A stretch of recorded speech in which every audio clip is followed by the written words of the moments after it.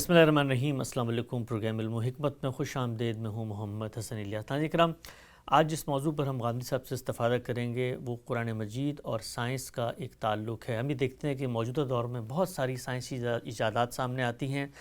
جیسے ہی کوئی ایجاد سامنے آتی ہے اور وہ قرآن مجید کے اندر بیان ہوئے کسی حقیقت سے متعلق ہوتی ہے تو مسلمانوں کی عمومی کوشش یہ ہوتی ہے کہ اس سائنسی ایجاد یا اس سائنسی انکشاف کو قرآن کے مطابق ثابت کیا جائے۔ کیا سائنس قرآن کے مطابق ہے؟ کیا قرآن سائنس کے مطابق ہے؟ ان دونوں کے علوم کا اوریجن کیا ہے؟ موضوع کیا ہے؟ ثبوت کی بحث کیا ہے؟ اور ایک عالم دین کو کیا رویہ اختیار کرنا چاہیے؟ سارے موضوعات اصولی طور پر ہم زیر بحث لے کر آئیں گے۔ ہمارے ساتھ حضرت سابق موجود ہیں جناب جاوید احمد غامدی صاحب۔ السلام علیکم غامدی صاحب۔ وعلیکم السلام۔ ہم سب بہت شکریہ آپ کے وقت کا۔ اگر ہم سب جس وقت بھی آپ کسی چیز کا تقابل کرتے ہیں تو سب سے پہلے کچھ بنیادی فطری چیزیں دیکھی جاتی ہیں کہ جن دو چیزوں کا تقابل کیا جا رہا ہے ان کا اصل موضوع کیا ہے۔ دوسری چیز جو دیکھی جاتی ہے وہ یہ کہ ان دونوں علوم کے اندر بنائے ثبوت کیا ہے، یہ چیزیں کیسے اپنے استدلال کے مقدمات کو ثابت کرتی ہیں۔ یہیں سے گفتگو کا آغاز کر دیتے ہیں۔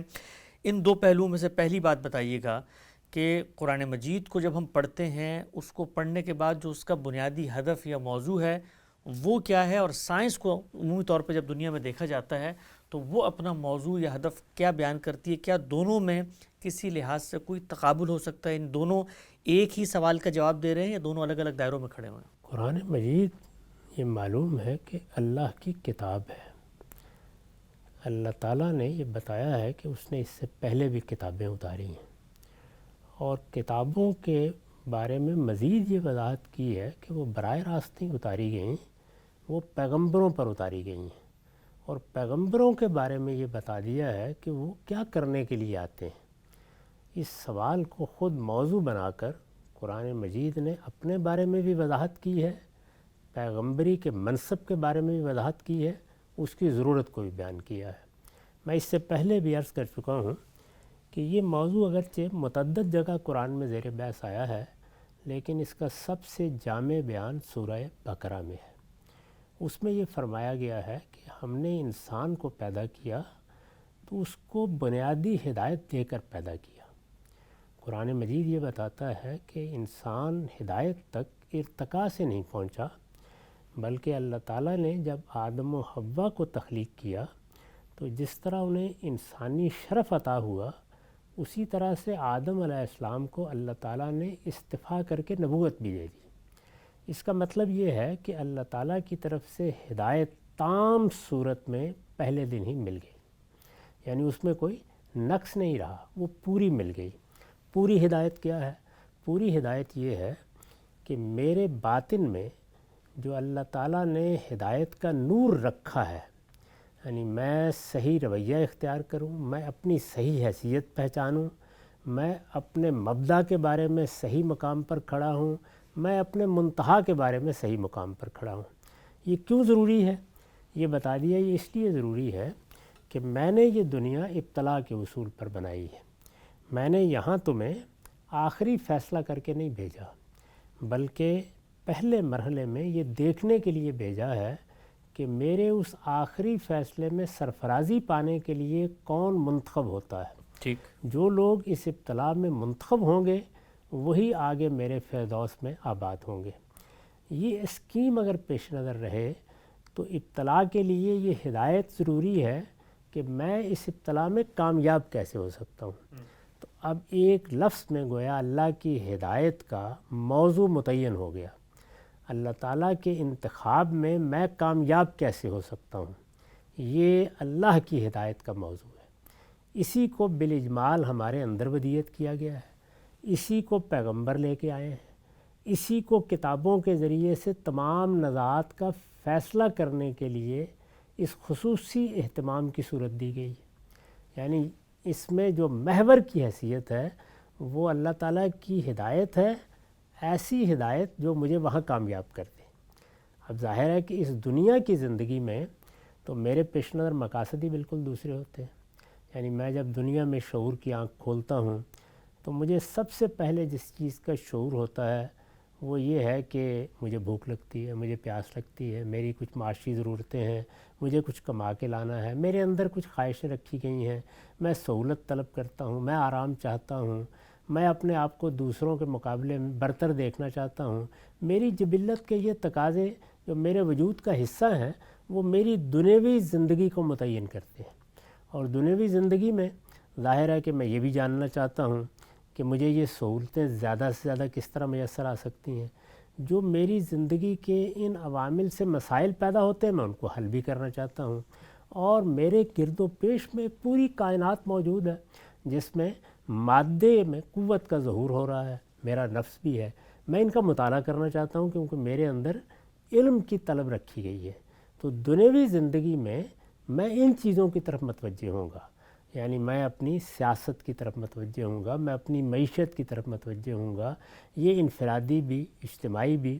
اسی طرح میرے اندر شدید طلب ہوگی کہ میں نئی سے نئی چیزیں جانوں، نئی سے نئی دنیایں دریافت کروں، اپنے لیے زیادہ سے زیادہ سہولتیں پیدا کروں، میرے اندر جو خواہشیں ہیں ان کو دنیا کی اس مختصر زندگی میں پورا کرنے کی صحیح کروں۔ اور اگر میں کسی چیز کو قاعدے ضابطے میں بھی ڈالنا چاہوں گا تو سب سے پہلے اپنے انہی جبلی تقاضوں کو پورا کرنے کو ہدف بناؤں گا۔ ٹھیک، یہ دونوں مقاصد بالکل الگ الگ ہیں، یعنی ایک میں میرے سامنے ایک مختصر زندگی ہے، 60 سال کی ہے، 70 سال کی ہے، 100 سال کی ہے، اس زندگی کے تقاضے ہیں، اور دوسری جانب میرے سامنے وہ ابتلا ہے جس میں کامیاب ہو کر مجھے اللہ کے فردوس کے لیے منتخب ہونا ہے۔ دونوں تقاضے اپنی ذات میں بالکل الگ الگ ہیں، اس میں شبہ نہیں ہے کہ وہ تقاضے بھی مجھے اسی دنیا میں پورے کرنے ہیں اور یہ تقاضے بھی اسی دنیا میں پورے کرنے ہیں، لیکن اپنی فطرت کے لحاظ سے یہ بالکل الگ الگ چیزیں ہیں، اس لیے ان کو اسی زاویے سے دیکھنا چاہیے۔ یعنی سائنس کس طرح وجود پذیر ہوئی ہے، وہ میرے ان جبلی تقاضوں کو پورا کرنے کے لیے وجود پذیر ہوئی ہے۔ یعنی میں اس دنیا کو سمجھنا چاہتا ہوں، میں اس کی حقیقت جاننا چاہتا ہوں، میں اندر اتر کر اس کا علم حاصل کرنا چاہتا ہوں، مجھے جو مشکلات درپیش ہیں میں ان کا حل تلاش کرنا چاہتا ہوں۔ میں اگر اپنی زندگی کو بہتر بنانے کی خواہش رکھتا ہوں تو اس میں رکاوٹیں پیش آتی ہیں، میں ان رکاوٹوں کو دور کرنا چاہتا ہوں۔ یہ اس دنیا کی زندگی میں میری ضروریات ہیں، اور انسان کی ضروریات کے لفظ کو اگر آپ لے لیں تو وہاں تک محدود نہیں رہتی، اس کو ایک حصے جمالیات بھی حاصل ہوئی ہے، تو اس حصے جمالیات کے تقاضے بھی وہ پورا کرنا چاہتا ہے، اس کی خواہشات ہیں، اس کی رغبات ہیں، ان سب چیزوں کو سامنے رکھ کر میرے اندر جو تقاضے پیدا ہوتے ہیں وہ کسی علم کے ایجاد کا باعث بنتے ہیں۔ میں اگر مثال کے طور پر معاشرتی علوم یا سوشل سائنسز میں دلچسپی لیتا ہوں تو کس لیے لیتا ہوں؟ اس لیے کہ میری زندگی جہاں ایک معاشرت میں بندھی ہوئی ہے، اس سے کچھ سیاسی تقاضے پیدا ہوتے ہیں، اس سے کچھ معاشی تعلقات پیدا ہوتے ہیں، اس کے لازمی نتیجے کے طور پر یہ علوم وجود میں آ جاتے ہیں۔ ان علوم کے لیے مجھے یہ ضرورت محسوس ہوتی ہے کہ میں اس دنیا کے اندر اتر کر وہ چیزیں دریافت کروں جو ان میں میری مشکلات کا ازالہ کر سکیں، میرے لیے سہولت پیدا کر سکیں۔ تو ظاہر ہے کہ نیچرل سائنسز کی طرف میرا رجحان ہوتا ہے۔ قدیم ترین زمانے سے، پہلے دن سے انسان نے جب آگ دریافت کی ہوگی یا پہیہ ایجاد کیا ہوگا، اس وقت بھی یہی داعیات ہیں جو اس کے اندر پیدا ہوئے، ضرورت پیدا ہوتی ہے۔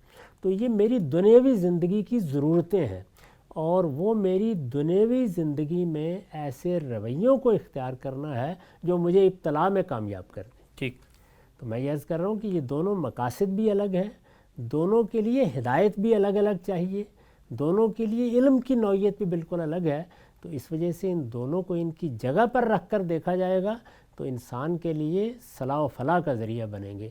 ان کے مابین تعلقات پیدا کرنے کی صحیح آخر کی جائے، دونوں کا دائرہ بالکل الگ ہے۔ میں جس وقت باہر نکلتا ہوں اور یہ چاہتا ہوں کہ مجھے معاش کی جدوجہد کرنی ہے تاکہ میں اچھا گھر بنا سکوں، میں اپنی اولاد کو اچھی تربیت دے سکوں، تعلیم دلا سکوں، میرے حالات اچھے ہوں، میرے پاس رزق میں فراخی ہو، یہ مقاصد لے کے جب میں باہر نکلتا ہوں تو مجھے اللہ تعالیٰ نے بڑی عقل عطا فرمائی ہے۔ میں اس میں مطالعہ کرتا ہوں، میں دیکھتا ہوں میرے لیے کون سا کاروبار موزوں ہے، مجھے ملازمت کر لینی چاہیے، میں اپنے آپ کو بھی دیکھتا ہوں، اپنے زمانے کا بھی مطالعہ کرتا ہوں، اپنے لیے ایک لائحہ عمل تیار کر لیتا ہوں۔ سوال یہ ہے کہ اس میں جہاں تک تدبیر کا تعلق ہے، پیشے کے انتخاب کا تعلق ہے، اس کے لیے جدوجہد کرنے کے طریقوں کا تعلق ہے، اس میں کسی جگہ بھی میرا مذہب مسئلہ نہیں بنتا۔ وہ کہاں مسئلہ بنتا ہے؟ وہ اس وقت مسئلہ بنتا ہے کہ مجھے جو پیشہ بھی اختیار کرنا ہے یا جو جدوجہد بھی کرنی ہے اس میں اپنے اخلاقی وجود کو پاکیزہ رکھنا ہے۔ یہ اخلاقی وجود کو پاکیزہ کر رکھنا ہے، یہ اس ابتلا کا تقاضا ہے۔ یعنی مجھے اپنے آپ کو پاکیزگی کے ساتھ اس دنیا میں رہنے بسنے کے قابل بنانا ہے اور ہر شعبہ زندگی میں بنانا ہے۔ کیوں؟ اس لیے کہ مجھے آزمایا جا رہا ہے، مجھے ایک ابتلا سے گزارا جا رہا ہے۔ میں کہیں اس دنیا کی زندگی میں الجھ کر یا اس کی ضرورتوں کو پورا کرتے ہوئے یا اس میں اپنی خواہشات پورا کرتے ہوئے اپنے آپ کو وہاں ناکام نہ کر لوں۔ تو اس کے بعد ظاہر ہے کہ یہی کہا جا سکتا ہے کہ مذہب کا یا اللہ کی کتابوں کا یا اللہ کے پیغمبروں کا بنیادی موضوع کیا ہے؟ آخرت، یا یوں کہہ لیجئے کہ میری موت۔ مجھے اس دنیا سے رخصت ہونا ہے۔ رخصت ہونے کے بعد اگر تو مجھے اطمینان ہے کہ میں مٹی میں مل جاؤں گا، مجھے کہیں اٹھنا نہیں ہے، مجھے جواب دہ نہیں ہونا، مجھے کسی کے سامنے نہیں جانا، میری کسی خالق سے ملاقات نہیں ہونی، تو مسئلہ ختم ہو گیا، پھر تو میں توجہ بھی نہیں کروں گا۔ لیکن اگر اس کا امکان ہے تو پھر ظاہر ہے یہ میرے لیے بہت بڑا مسئلہ ہے، اور میں اس مسئلے کے لیے ہدایت چاہتا ہوں۔ میں نے عرض کیا کہ وہ ہدایت میرے اندر بھی ہے، اللہ تعالیٰ نے اس کا آدم علیہ السلام کے زمانے سے پیغمبروں کے ذریعے سے اہتمام بھی کیا ہے۔ تو یہ اہتمام اپنی جگہ پر موجود ہے، یہ میری ایک الگ ضرورت ہے، اور یہ ضرورت بھی مجھے اسی دنیا کی زندگی میں پوری کرنی ہے، یعنی میں اس سے گریز نہیں کر سکتا۔ تو اللہ تعالیٰ نے اس کو بیان کرتے ہوئے یہ فرمایا ہے کہ جب یہ دیکھا گیا کہ لوگ اس ہدایت کے بارے میں مختلف ہی ہو رہے ہیں، ان میں اختلافات پیدا ہو رہے ہیں، تو ہم نے پیغمبر بھیجے، اور دیکھیے اس میں کیا کہا؟ مبشرین و منذرین، تاکہ وہ لوگوں کو بتائیں کہ دنیا کی زندگی پر تمہاری زندگی ختم نہیں ہو رہی، اس کے بعد تمہیں اللہ کے سامنے جواب دہ ہونا ہے، اور وہاں اگر تیاری کر کے نہیں پہنچو گے تو مواخذے میں آ جاؤ گے۔ اس سے وہ خبردار کریں۔ اس کو کس لفظ سے ادا کیا؟ منذرین۔ اور اگر تم نے اپنے آپ کو کامیاب کر لیا تو اس کے نتیجے میں تمہیں خدا کا فردوس، ابدی زندگی حاصل ہو جائے گی۔ اس کو مبشرین کے لفظ سے ادا کیا، اور کتابوں کے بارے میں بتایا کہ اس ہدایت میں چونکہ اختلافات پیدا ہو جاتے ہیں تو ہم نے کتابیں نازل کر دیں لِیَحْکُمَ بَیْنَ النَّاسِ فِی مَا اخْتَلَفُوا فِیہ۔ تو اس طرح قرآن مجید نے سورہ بقرہ کی ان آیات میں پوری بات کا جواب دے دیا کہ مذہب کا، اللہ کی کتابوں کا، پیغمبروں کا مقصد کیا ہے، اور آپ دیکھیے کہ وہ مقصد ہی اس سے بالکل مختلف ہے۔ اور سائنس کے بارے میں ہم یہ جانتے ہیں کہ وہ تو ہماری جبلت میں جو چیزیں ودیت کی گئی ہیں اور جو ہماری اس دنیا کی زندگی میں ہمارے لیے عرض پیدا کرتی ہیں، ان کا لازمی نتیجہ ہے۔ سائنس کیا ہے؟ وہ در حقیقت اس علم کا حصول ہے جو ہماری اس موجودہ زندگی میں ہمارے لیے راحت پیدا کر سکے، ہمارے لیے باطنی تسکین کا سامان پیدا کر سکے، ہمارے لیے ہماری خواہشوں کو پورا کرنے کے اسباب پیدا کر سکے، ہمیں خطرات سے بچا سکے، ہم اس کے ذریعے سے اپنی حفاظت کر سکیں، خواہ وہ انفرادی زندگی کا معاملہ ہو یا اجتماعی زندگی کا معاملہ۔ تو دونوں کا مقصد الگ، دونوں کا دائرہ الگ، دونوں کے لیے جو دنیا بنائی گئی ہے وہ اگرچہ ایک ہے، لیکن ان دونوں میں دو الگ الگ علوم کسی صورت پیدا ہو گئی ہے۔ تو اس میں کبھی کبھی ایسے ہوتا ہے کہ سائنس کوئی ایسی چیز کہہ دیتی ہے جس کے بارے میں یہ خیال ہوتا ہے کہ یہ شاید کسی مذہبی تصور پر اثر انداز ہوگی، اس کو سمجھنے کی ضرورت پڑتی ہے۔ اور کبھی ایسا ہوتا ہے کہ مذہب اپنی بات بیان کرتے ہوئے کوئی ایسی چیز واضح کر دیتا ہے جس میں سائنس سے متعلق چیزوں پر بھی اثر پڑ رہا ہوتا ہے۔ یہ جزوی معاملات ہیں، ان کا کوئی مقصد سے تعلق نہیں ہے۔ اس طرح کی چیزیں ہمیں بھی زندگی میں پیش آتی ہیں۔ یعنی میں نے جن موضوعات کو کبھی اختیار ہی نہیں کیا، یہ ہو سکتا ہے کہ میں اپنے موضوع پر گفتگو کرتے ہوئے کوئی ایسی بات کروں جس کو اس موضوع سے بھی کوئی تقویت حاصل ہو رہی ہو۔ تو یہ ضمنی چیزیں ہیں جو قرآن میں بھی زیر بحث آ جاتی ہیں، ضمنی چیزیں ہیں جو سائنس میں بھی زیر بحث آ جاتی ہیں، ورنہ دونوں کا مقصد، دونوں کا ہدف، دونوں کا دائرہ بالکل الگ الگ ہے۔ اچھا، نقطہ واضح ہوا۔ اچھا، ایک ایک کر کے چلتے ہیں۔ آپ نے جو پیشکش رکھی ہے سامنے، اس میں کچھ طالب علمانہ سوالات، جس وقت آپ یہ بالکل ڈسٹنگ کر دیتے ہیں کہ سائنس تو موجودات پر، دنیا میں انسان کی سہولت پر، اس پر گفتگو کر رہی ہے، اس کا مقصد یہ موجودہ دنیا ہے، اور جو قرآن ہے، دین ہے، وہ ماورا کی بات کرتا ہے، موت کی بات کرتا ہے، دنیا کے بعد کیا ہونا ہے اس کو سامنے رکھ کے اس دنیا میں کچھ اخلاقی ہدایات بھی دیتا ہے، قانون و شریعت بھی دیتا ہے۔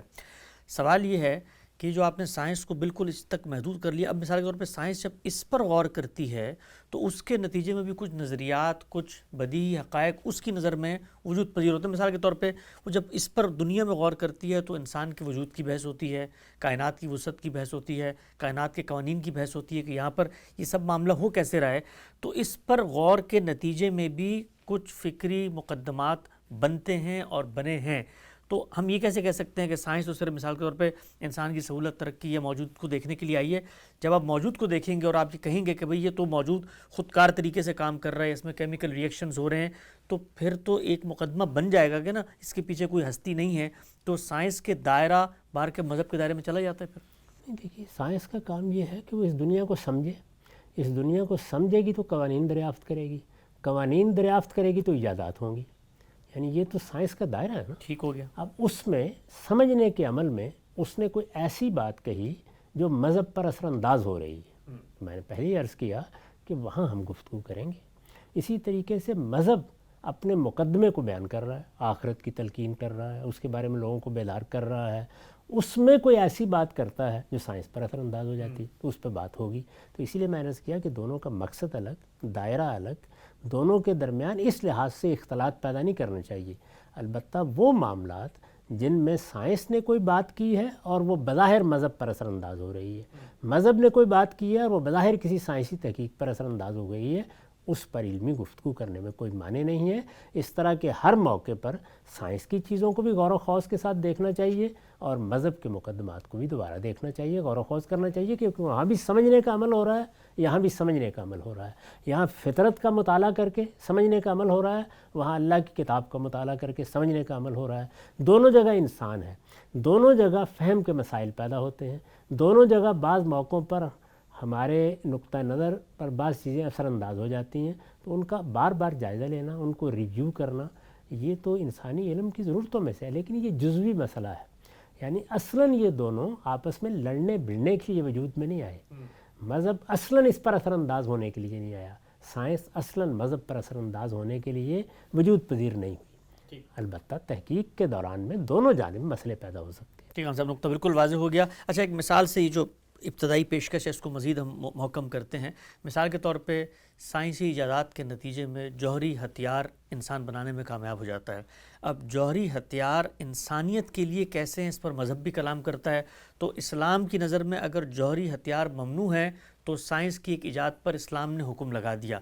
اسی طریقے سے مذہب ایک دعویٰ کرتا ہے کہ بھئی انسان کی تخلیق ان مراحل سے ہوتی ہے، سائنس اپنے مشاہدات کی روشنی میں اس پر کوئی اعتراض کرتی ہے تو مذہب پر سوالات پیدا ہو جائیں گے۔ تو اس نوعیت کا مباحثہ مذہب اور اسلام میں یہ چلتا تو ہر علم میں ہوگا۔ دیکھیے نا، جب بھی کسی علم میں آپ گفتگو کر رہے ہوتے ہیں تو مذہب بھی گفتگو کرتے ہوئے انسان کو مخاطب کر رہا ہے، جی، سائنس بھی انسان کے لیے کام کر رہی ہے، یعنی مجردات میں تو کوئی بھی نہیں ہے کھڑا۔ جب مذہب انسان کو مخاطب کر رہا ہے تو وہ اپنی بات کہے گا تو کسی جگہ دنیا زیر بحث آ جائے گی، کسی جگہ انسان کی تخلیق زیر بحث آ جائے گی، کسی جگہ انسان کو اس کائنات کے بارے میں توجہ دلائی جائے گی، وہاں کوئی چیز زیر بحث آ جائے گی۔ تو اگر وہ زیر بحث آ گئی ہے اور بظاہر ایسے لگتا ہے کہ اس کا سائنس کے کسی نتیجہ فکر پر اثر ہو رہا ہے تو اب گویا وہ ہمارے لیے موضوع بنے گی۔ یعنی ایک مذہب کے عالم کے لیے بھی ضروری ہو جائے گا کہ وہ اس کو سمجھ کر اس کے بارے میں جو بات کہنی ہے کہے، اور ایک سائنسدان بھی اگر وہ مسلمان ہے تو اس کے لیے ضروری ہو جائے گا کہ وہ اپنی اس بات کو اس بات کی روشنی میں ایک مرتبہ پھر پرکھ کر دیکھ لے۔ یہ معاملہ دنیا کے ہر علم میں جاری رہتا ہے، یہ تو معیشت اور سیاست کے باہمی تعلقات میں بھی ہوتا ہے، اور یہ باقی جتنے علوم و فنون ہیں، جغرافیہ، تاریخ ہے، عمرانیات ہے، ان میں بھی باہمی تعامل میں پیش آ جاتا ہے۔ اس کو میرے نزدیک کسی بڑے تصادم کی صورت نہیں لینی چاہیے کہ سائنس اور مذہب کے درمیان کوئی جنگ برپا ہو گئی ہے۔ کسی بھی علم میں اس طرح کے محالات، مقامات آتے ہیں، ان کا جائزہ لے کے دیکھتے رہنا چاہیے۔ نقطہ واضح ہوا، آگے بڑھاتے ہیں۔ اچھا ہم سے دوسرا بنیادی سوال یہ ہے کہ کوئی بھی علم منہاج وجود پذیر ہوتا ہے تو اس کی بنا استدلال چین آف آرگومنٹ کس نقطے پر کھڑی ہوئی ہے؟ کیا دونوں کی چین آف آرگومنٹ یا بنا استدلال یا جہاں سے علم پھوٹتا ہے مشترک ہے؟ اگر مشترک ہے مذہب اور سائنس کی تو پھر کافی سوالات پیدا ہوتے ہیں، تقابل کی بحث بھی ہوتی ہے۔ سوال متعین یہ ہے آپ کی خدمت میں کہ مذہب کی بنائے استدلال کیا وہی ہے جو سائنس کی ہے؟ سائنس بات کرتی ہے تجربے، مشاہدے، اس کی بنیاد پر آپ کے عقلی انفرنسز ہیں، استنباط ہیں، تو میرے حواس کے ظاہری باطنی حاصلات اور عقلی استنباط کے نتائج یہ سائنس کی بنیاد بنتی ہے۔ مذہب کی بنیاد کیا ہے؟ کیا ان کا کوئی اشتراک ہے؟ یعنی میرے جو دنیوی علوم ہیں ان سب میں تو سب سے پہلے یہ طے کرنا پڑتا ہے کہ میرا معروض کیا ہے، جی، یعنی وہ کیا چیز ہے جس کو میں موضوع علم بنا سکتا ہوں۔ تو وہ اگر آپ غور کریں تو یا نفس ہے یا مادہ ہے، دو ہی چیزیں۔ یہ بحث بھی تھوڑی دیر کے لیے مؤخر کر لیں کہ مادے سے نفس کا وجود پذیر ہونے کا عمل ہوا ہے یا نفس کے نتیجے میں مادہ وجود پذیر ہوا ہے۔ بہرحال دونوں اپنے اپنے مظاہر کے لحاظ سے الگ الگ موجود ہیں، یعنی ایک میرے باطن میں شخصیت موجود ہے اور ایک میرا اپنا قالب اور میرے ظاہر میں یہ دنیا موجود ہے۔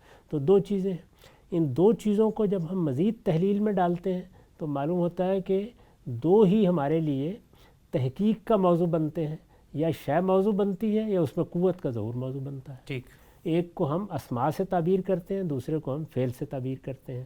پھر اس کے بعد ہم یہ دیکھتے ہیں کہ ہمارے باطن کے اندر جو علم دیا گیا ہے وہ اضطراری علم، وہ اس دنیا کے ساتھ یعنی مادے کے ساتھ متعلق ہوتا ہے یا نفس کے ساتھ متعلق ہوتا ہے، تو وہ ادراک میں بدلنا شروع ہو جاتا ہے۔ یعنی ہم چیزوں کو ایک دوسرے سے الگ الگ کرنا شروع کر دیتے ہیں۔ یہ الگ الگ کرنا محض ایسے ہی نہیں ہے کہ میں نے گلاس کو الگ رکھ دیا اس کو، یہ اس کی خصوصیات میں، اس کے باطن میں، اس کے ظاہر میں ہر جگہ تمیز پیدا کرنا شروع کر دیتا ہے۔ یہ ادراک ہے جس سے وجودی حقائق کی ایک بڑی دنیا وجود میں آ جاتی ہے، اس میں افعال بھی ہیں، اس میں اشیاء بھی ہیں۔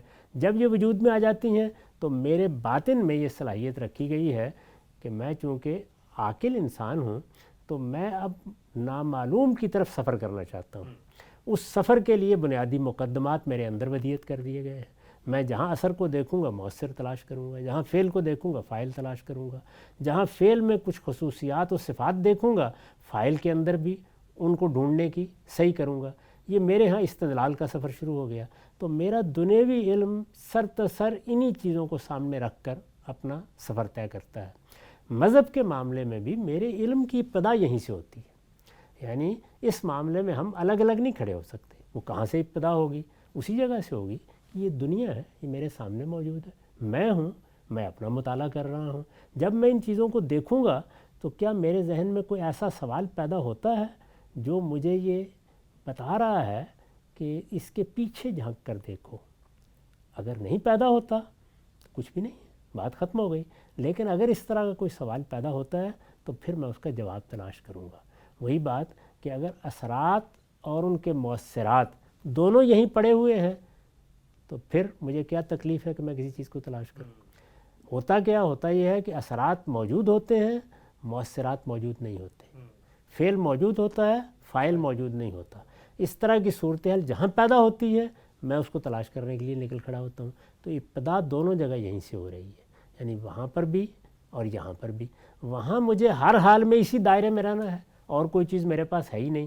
یہاں یہ ہوتا ہے کہ پیغمبروں کی ایک صف کی صف موجود ہے، وہ اپنا نقطہ نظر پیش کر رہے ہیں، تو میں پہلے سوال کے بعد ہی مجبور ہو جاتا ہوں کہ ان کی بات سنوں۔ یعنی میرا ذریعہ علم وہ بن جاتے ہیں۔ وہ میرا ذریعہ علم تو بعد میں بنیں گے، خیر سب سے پہلے تو میں متوجہ ہونے میں مجبور ہو جاتا ہوں۔ یعنی وہ اصل میں ایک اطلاع لے کے کھڑے ہیں صحیح، اور وہ یہ کہتے ہیں کہ ہمارے ساتھ خود پروردگار نے بات کی، ہم نے خود اس کی دنیا کا مشاہدہ کیا ہے، وہ دنیا جو تمہیں نظر نہیں آتی وہ ہم نے دیکھی ہے، ہمارے ساتھ اس کے فرشتوں کا رابطہ ہوا ہے اور اس نے ہمارے ذریعے سے اپنی ہدایت تم تک پہنچائی ہے۔ وہ جیسے یہ بات کہتے ہیں تو اس کا مطلب یہ کہ ایک نیا ذریعہ علم میرے سامنے ایک بڑے دعوے کے ساتھ کھڑا ہو جاتا ہے۔ تو اب میں اس کو بھی پرکھتا ہوں، جب اس کو پرکھتا ہوں تو وہاں بھی یہی طریقے اختیار کرتا ہوں۔ یعنی ابھی میں داخل نہیں ہوا، ابھی میں نے ان کو قبول نہیں کیا، تو جب تک میں ان کو قبول نہیں کر لیتا اس وقت تک میں اسی اصول پر کھڑا ہوں۔ یعنی ادراک بھی چیزوں کا ویسے ہی ہوگا، استدلال بھی اسی طریقے سے ہوگا۔ پھر جب میں علم و عقل کی روشنی میں یہ مان لیتا ہوں کہ یہ اللہ کے پیغمبر ہیں، تو اب اس کے بعد پھر وہ جو اطلاع دیتے ہیں وہ میرے لیے ایک اگلا ذریعہ علم بن جاتی ہے۔ یعنی میرا ادراک، میرا استدلال اور اب وہ خبر جو میرے پاس پیغمبروں کے ذریعے سے آئی ہے۔ اسی وجہ سے ہم جب علم کو بیان کرتے ہیں تو پھر ہم یہ کہتے ہیں کہ اس کا ذریعہ میرے حواس بھی بنتے ہیں۔ ظاہر ہے کہ جتنا علم بھی میرے ادراک کا ذریعہ بنتا ہے وہ سارا کا سارا علم بالحواس ہے، وہی میرے لیے ذریعہ ہے۔ تو میرے لیے وہ بھی ذریعہ بنتے ہیں، میرا استدلال، عقلی استدلال بھی ذریعہ بنتا ہے، اور پیغمبروں کی خبر بھی ذریعہ بنتی ہے۔ تو یہ تینوں ذرائع ہیں جن کے ساتھ پھر ایک مسلمان اپنی زندگی بسر کرنے کے لیے اپنا لائے عمل بناتا ہے۔ ٹھیک، اچھا اکرم صاحب، اس کے بعد اگر کسی انسان کے سامنے کوئی ایسی حقیقت رکھی جائے جو سائنس اور مذہب دونوں میں مشترکہ طور پر زیر بحث آ رہی ہے، ایک مثال ہم لیتے ہیں، مثال اچھا کام کرتی ہے، فلسفے کو اطلاق میں لے آتی ہے۔ مثال کے طور پہ انبیاء کی یہ خبر جو قرآن کے اندر ہم تک پہنچی ہے، وہ یہ بتاتی ہے کہ کسی خاص موقع پر انسان کی عمر 950 سال بھی رہی ہے، کسی ایک شخصیت کی عمر۔ سائنس اپنے دائرے کے اندر چیزوں کو ڈیکوڈ کر کے بتاتی ہے کہ ایسا ممکن نہیں ہے۔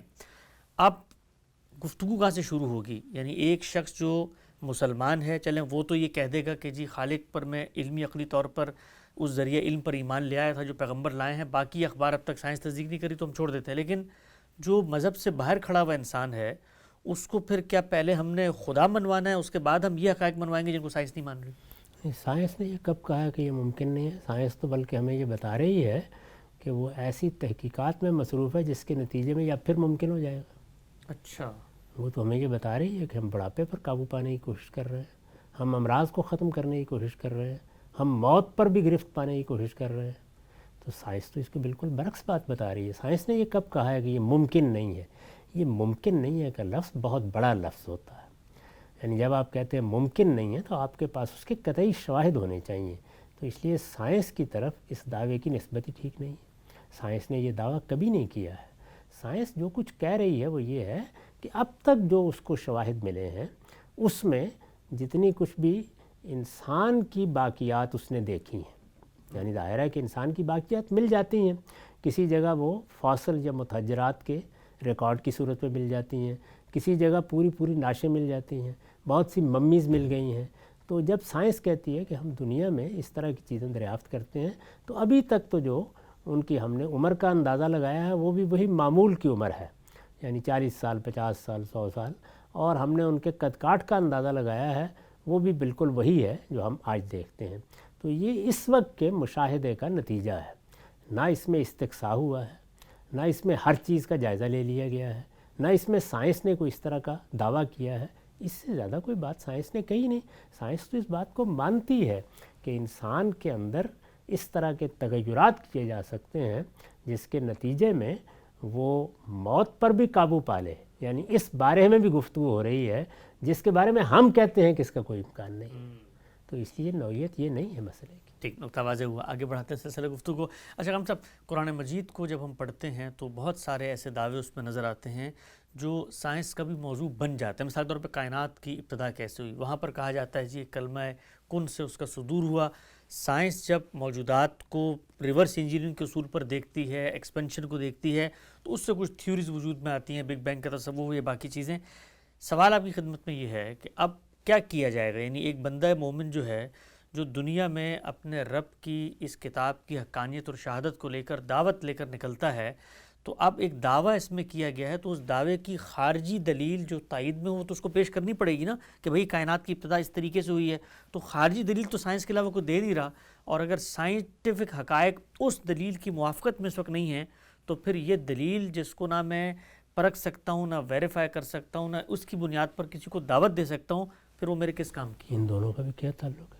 یعنی یہ بات کہ ہم نے اس کائنات کو بنایا تو ہمیں اس کے لیے کوئی تردد نہیں کرنا پڑا، بلکہ ہم نے کہا کہ جو ارادہ ہم نے کیا اس کے لحاظ سے یہ کائنات بن جائے تو وہ بننا شروع ہو گئی۔ یہ تو ہم جانتے ہیں کہ اللہ تعالیٰ کا طریقہ تدریج کا بھی ہے، اور وہ چشم زن میں بھی معاملات کو کر دیتا ہے۔ یعنی ایک بچہ ایسا تو نہیں ہوتا کہ 40 سال کی عمر میں یا 25 سال کی عمر میں آسمان سے نازل ہو جاتا ہے، اس میں بھی کلمہ کن بتدریج اپنا ظہور کرتا ہے۔ تو یہ قرآن نے کہا ہے کہ کلمہ کن کا مطلب یہ ہوتا ہے کہ جس وقت کہا جائے اگلے لمحے میں وہ چیز وجود میں آ جائے۔ اب یہ کہ کائنات کیسے وجود میں آئی، اس میں کلمہ کن سے کوئی استدلال کرنے کی ضرورت نہیں ہے۔ آپ تحقیق کریں، جاننے کی صحیح کریں، اس میں سائنس نے مختلف نظریات پیش کیے ہیں۔ دنیا میں ایک بڑا زمانہ رہا ہے جس میں اس زمانے کے سائنس کا علم رکھنے والے، یا فلسفہ کہہ لیجئے، اس لیے کہ سائنس خود فلسفے کے بطن سے پیدا ہوئی ہے، یہ سمجھتے تھے کہ کائنات ہمیشہ سے ہے، یہ ایسے ہی ہے، جس طرح ہم دیکھ رہے ہیں اسی طرح سے ہے۔ بعد میں یہ معلومات میں تبدیلی آئی، یہ اندازہ ہوا کہ نہیں، یہ اس طرح نہیں ہے۔ بلکہ یہ ایک وحدت ہے جس کے اندر سے ظہور پذیر ہوئی ہے، اور وہ وحدت بھی گویا ایک ذرے کی طرح ہے جس کے اندر یہ سارا جہان پوشیدہ تھا، اور یہ اب اس میں سے نکل کر آہستہ آہستہ وسیع ہوتا چلا جا رہا ہے۔ اب اس کے بارے میں جو نئی دوربینیں ایجاد ہوئیں تو مزید کچھ سوالات پیدا ہو گئے ہیں، ان پر تحقیق ہو رہی ہے۔ اس میں کوئی چیز ایسی نہیں ہے جو قرآن مجید کے خلاف ہو، کوئی چیز ایسا نہیں ہے جو مذہبی مقدمات کے خلاف ہو۔ مذہب تو یہ بتا رہا ہے کہ یہ جیسے بھی وجود میں آئی اور جب بھی وجود میں آئی تھی، اس کے پروردگار نے اس کو وجود پذیر کرنے کا حکم دیا تھا، اس کے بعد جو طریقہ اس نے طے کیا اس کے لیے، اس کے مطابق یہ وجود پذیر ہونا شروع ہو گئی۔ تو اس میں کیا چیز ہے کہ جس میں کوئی تصادم واقع ہو گیا ہے جہاں ہمارے لیے مذہب کو پیش کرنے میں مشکلات پیش آ رہی ہیں؟ نقطہ واضح ہو جاتا ہے بالکل ہم صاحب۔ یہ بھی عقلی مقدمہ ہے کہ جس وقت ہم ایک چیز کو صحیح طریقے سے انٹرپریٹ نہیں کرتے تو اس کو ایک مقابل کے مقدمے کی روشنی میں تردید کرنے نکل کھڑے ہوتے ہیں۔ یہ بتائیے گا، یہ چیزیں تو چلے سمجھ میں آتی ہیں، اور بھی بہت ساری چیزیں ہیں جو قرآن مجید کی غلط تعبیرات، تشریحات، توضیحات، تفسیروں میں لوگوں نے اخذ کی، اور جب خود آپ نے کافی ساری چیزوں پہ توجہ دلائی، غور کے قرآن وہ بات کہتا ہی نہیں ہے، لیکن بہت ساری وہ باتیں تو ہیں نا ہم سب جو مثال کے طور پہ معجزات سے متعلق ہیں، جس میں سیدنا موسیٰ کا مثال کے طور پہ جو ہے وہ عصا جو ہے وہ سانپ بن گیا، اس طرح کی چیزیں۔ اب یہ ساری چیزیں تاریخی جو حقائق ہیں، ان کی ویریفیکیشن کا عمل ہم کیسے دنیا کو کر کے بتائیں گے؟ نہیں، ان کی ویریفیکیشن یا کوئی سائنس کا بیان ہے کہ اس کی ویریفیکیشن کی ضرورت پڑ گئی؟ یہ تو اصل میں پیغمبروں نے اللہ تعالیٰ کی طرف سے ایک معجزہ دکھا دیا۔ جی، تو اس کائنات کے خالق کو یا آپ مانتے ہیں یا نہیں مانتے؟ اگر مانتے ہیں تو وہ جس وقت چاہے ایک پتھر کو ہیرا بنا دے، جس وقت چاہے ہیرے کو پتھر بنا دے، جس وقت چاہے ایک لٹھیا کو سانپ بنا دے۔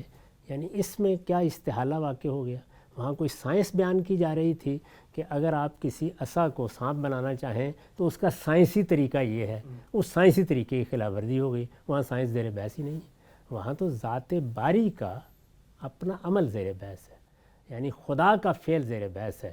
تو خدا کو یا آپ مانیے نہیں، یا پھر یہ ہے کہ اس کے بارے میں حکم لگانے کی جسارت نہ کریں۔ یہ کائنات بھی اسی کی بنائی ہوئی ہے، اور وہ سب معاملات وہی کر رہا ہے۔ وہ معاملات کرنے کے لیے اس نے ایک طریقہ اختیار کیا، کائنات کے لیے ایک دوسرا طریقہ اختیار کیا، ہمیں پیدا کرنے کے لیے ایک تیسرا طریقہ اختیار کیا، ہزاروں مخلوقات کے لیے اپنے اپنے طریقے اختیار کر رہا ہے۔ تو یا تو آپ اللہ تعالیٰ کے بارے میں فیصلہ کر لیں کہ نہیں، وہ اس کائنات کا خالق نہیں ہے، تب تو ٹھیک ہے۔ لیکن اگر اللہ تعالیٰ کو خالق مان لیا گیا ہے تو وہ خالق جو اتنی عظیم کائنات بنا سکتا ہے، یعنی وہ ایک عصا کو سانپ نہیں بنا سکتا۔ سبحان اس پر تو صرف انا للہ ہی پڑھا جا سکتا ہے، اس لیے اس میں کوئی تصادم نہیں۔ اچھا، بڑی خوبصورتی سے آپ نے اس نقطے کو واضح کیا۔ اچھا ہم سب اگر یہ کہہ بھی دیا جائے کہ مثال طور پہ خالق نہیں ہے، تب بھی یہ جو دنیا کا معجزہ وجود پذیر ہو چکا ہے، اس کو بھی تو آپ کو پھر ایکسپلین کرنا پڑے گا نا۔ اور سائنس ہم دیکھتے ہیں کہ ان چیزوں کے بارے میں بھی ایک تھیوریٹیکل نالج سے آگے نہیں جا سکتی کہ اتنی بڑی کائنات اور اس کے اندر یہ ہزاروں اجرام فلکی اور یہ سیارے اور یہ ستارے اور یہ مٹی اور اس طرح کی چیزوں کے اندر سے پودوں کا نکلنا اور یہ گیہوں گندم کھا کے بچوں کی پیدائش، تو یہ جو معجزہ روز ہو رہا ہے، اس معجزے کو بھی تو ہم پوری طرح سے ڈیکوڈ نہیں کر سکتے۔ وہ چونکہ ہمارے لیے روزمرہ کی چیز بن گیا ہوا ہے، یعنی وہ چیزیں ہو رہی ہیں، ہم ان کے عادی ہو گئے ہوئے ہیں، تو اس وجہ سے ان میں اعجاز نہیں دیکھ پاتے۔ اور کوئی چیز جب اس سے ہٹ کے، اسی لیے اس کو خرق عادت کہا جاتا ہے۔ جی، یعنی دیکھیے، خرق عادت بڑی خوبصورت تعبیر ہے۔ اللہ تعالیٰ کی ایک عادت ہے، وہ چیزیں ایسے پیدا کرتا ہے۔ انسان کی پیدائش کا ایک طریقہ اس نے اختیار کیا ہوا ہے، ہم اتنے اس کے عادی ہو گئے ہوئے ہیں کہ وہ خالق جو اس طریقے سے ارسطو افلاطون بنا کے کھڑا کر دیتا ہے، اس کے بارے میں یہ سمجھتے ہیں کہ وہ اپنے اس طریقے کا بھی پابند ہو گیا ہے۔ وہ اس سے بالا تر ہے، یا وہ ہے یا وہ نہیں ہے۔ بالکل ٹھیک۔ یعنی نہیں ہے تو استدلال پیش کیجئے، اور ہے تو پھر اس کے بارے میں اس طرح کا تبصرہ کرنا خود خلاف علم بھی ہے اور خلاف عقل بھی ہے۔ بالکل ٹھیک، واضح ہو گئی بات۔ ہم سے موضوع کو سمیٹتے ہیں، آخری چند سوالات یہ بیان کیجیے گا کہ ہم نے دیکھا ہے موجودہ دور میں جس طرح سے سائنس نے ترقی کی، خصوصاً گزشتہ 100-150 سال میں، اور یعنی انبلیویبل فیکٹس ہیں جو سائنس کھول کے سامنے لے آئی ہے، اے آئی کی ترقی، یہ ذرائع ابلاغ اور سب، تو ایک فطری طور پہ مروبیت ہے، اور وہ مروبیت ظاہری بات ہے علم پر ہوئی ہے، اور اسی کے بطن سے الہاد بھی پیدا ہوا ہے۔ تو مذہبی لوگ بھی انسیکیور ہوتے ہیں جب کوئی سائنٹیفک فیکٹ سامنے آتا ہے اور مذہب بظاہر اس کی تائید نہیں کر رہا ہوتا۔ ایک رویہ دیکھنے میں آیا، اور یہ گزشتہ صدی میں ہی شروع ہو گیا تھا۔ ہم نے دیکھا کہ جس وقت ان ایجادات کے مقابلے میں مذہب ناکام نظر آتا دکھائی دیا بظاہر، تو اس کی پھر توجیحات ہوئیں۔ ایک اور مثال کو لے لیتے ہیں جو بھی زیر بحث آئی، لوگوں نے کہا کہ اگر نوح علیہ السلام کی 950 سال کی عمر کی سائنٹیفک ویریفیکیشن نہیں ہوتی تو ہم اپنے کلام پر غور کرتے ہیں، اور پھر بعض لوگوں نے یہ طریقہ اختیار کر لیا کہ بھئی 950 سال تو ان کی ہدایت کی عمر ہے، ان کی تو عمر ہی نہیں ہے، تو اس سے جو مسئلہ ہے وہ حل ہو جاتا ہے۔ تو میں آپ سے پوچھنا چاہتا ہوں جو منہاج ہے دونوں کو ریزولو کرنے کا، اس کے بارے میں آپ کیا کہتے ہیں؟ دیکھیے، اللہ کی کتاب کو آپ اس طریقے سے ہٹ کر نہیں سمجھ سکتے جو کسی کتاب کو سمجھنے کے لیے مسلمات کی حیثیت رکھتا ہے۔ اسی کو الٹ کر دیکھیے، یعنی کیا آپ یہ پسند فرمائیں گے کہ سائنس میں تحقیق کرنے کے لیے ہم کسی پرانی کتاب کو لے کے بیٹھ جائیں اور اس کتاب کی روشنی میں سائنس کے احوال سمجھنا شروع کر دیں؟ نہیں پسند کریں گے نا۔ سائنس کی ایک میتھڈالوجی ہے، وہ ایک خاص طریقے سے کام کرتی ہے، یعنی اس میں چیزوں کا مشاہدہ کیا جائے گا، تجربات کیے جائیں گے، تجربات کو بار بار دہرایا جائے گا، استقراء اور انڈکشن کا طریقہ اختیار کیا جائے گا، شواہد اکٹھے کیے جائیں گے، ان سے نتائج نکالے جائیں گے، نتائج کو بار بار پرکھا جائے گا، پرکھنے کے لیے وہی طریقے اختیار کیے جائیں گے جو تجرباتی نوعیت کے ہیں۔ یہ سائنس کی میتھڈالوجی ہے۔ اس کی خلاف ورزی کر کے اگر کوئی بات آپ کریں گے تو سائنس نہیں ہوگی۔ اسی طرح آپ جب کسی کتاب کو سمجھنا چاہتے ہیں تو اس کا طریقہ ایک ہی ہے، وہ کتاب جس وقت نازل کی گئی یا جس زمانے میں تصنیف ہوئی یا جس وقت وجود پذیر ہوئی، ظاہر ہے کہ وہ اس کی زبان میں بات کرے گی۔ لفظ کے معنی اس زبان میں کیا ہے، جملے کی تعلیف اس نقطہ نظر کے مطابق کیا بنتی ہے، سیاق و سباق کیا ہے۔ اگر کوئی چیز اس کے نتیجے میں پہلے سے مانی ہوئی چیزوں میں غلط ثابت ہو جاتی ہے تو آپ اپنی رائے تبدیل کر لیجئے۔ خود ہم نے بہت سے معاملات میں قدماء کی آراء سے اختلاف کیا اور یہ بتایا کہ نہیں، قرآن میں یہ بات ایسے نہیں ہے، تو ظاہر ہے کہ اس میں یہی میتھڈالوجی، یہی طریقہ اختیار کیا ہے۔ اس میتھڈالوجی کی خلاف ورزی نہیں کی جا سکتی۔ میں اس کی مثال دے دیتا ہوں۔ ابلیس نے اللہ تعالیٰ سے یہ کہا کہ پروردگار مجھے آپ قیامت تک کے لیے مہلت دے دیں۔ ان الفاظ میں دونوں چیزوں کی گنجائش ہے، مہلت اس کے مشن کو دی گئی یا مہلت اس کو زندگی کے لیے دے دی گئی، دونوں کی گنجائش ہے۔ آپ ان میں سے جس چیز کے لیے بھی قرائن زیادہ کبھی پائیں اس کو مان سکتے ہیں، لیکن سیدنا نوح کی عمر جس طریقے سے قرآن نے بیان کی ہے، وہاں زبان بیان کے کسی قاعدے کی روح سے بھی اس کو مشن کی عمر نہیں قرار دیا جا سکتا۔ تو اگر کوئی شخص زبان و بیان کے قواعد سے اس بات کو ثابت کرے گا تو وہ قابل اعتنا ہوگی، ورنہ یہ بات کافی نہیں ہے اس کے لیے۔ جو بات اللہ تعالیٰ نے ان لفظوں میں بیان کر دی ہے، دنیا ٹل سکتی ہے، زمین و آسمان درم برم ہو سکتے ہیں، وہ بات اپنی جگہ سے نہیں ٹل سکتی، اس لیے کہ وہ اللہ پروردگار عالم کی بات ہے، اور آج نہیں تو کل نہیں اس کے شواہد سامنے آ جائیں گے، ورنہ قیامت میں سب پردے اٹھ جائیں گے۔ نقطہ بالکل واضح ہو گیا۔ ناظرین کرام، قرآن اور سائنس یہ جو ایک باہمی کشمکش بظاہر نظر آتی ہے، اس کی حقیقت کیا ہے، دونوں کا موضوع کیا ہے، بنا استدلال کیا ہے، اور جہاں پر کہیں ان میں تصادم ہوتا ہے تو اس کو رفع کرنے کا صحیح اور درست منہاج اور طریقہ کیا ہے، ہم سب کے ساتھ اب زیر بحث لے کر آئے۔ وقت یہاں پہ ختم ہوتا ہے، دوبارہ حاضر خدمت ہوں گے، اب تک آپ کا بہت شکریہ۔